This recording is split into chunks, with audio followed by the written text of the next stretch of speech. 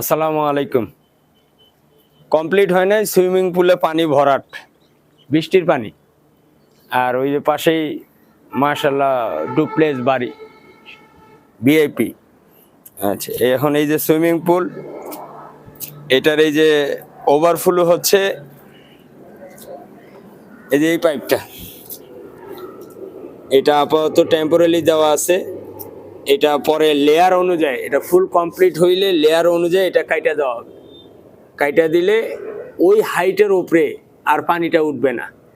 হ্যাঁ, এটার আবার যে এখান থেকে এটা তো আছে ওভারফ্লো, পানি ইন হবে, এখান থেকে একটা ঝর্ণা সিস্টেম হবে, ঝর্ণার মতো করে পানি ভরবে।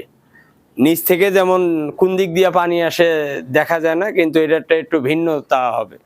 এখান থেকে স্ট্যান্ড হয়ে ঝর্ণার মতো সুইমিং পুলে পানি পড়বে, গোসল করতে থাকবে। আর ওভারফ্লো পানিটা এটা দিয়ে আউট হবে। তো এটার বিস্তারিত ইনশাল্লাহ সবই দেব যা পরবর্তীতে।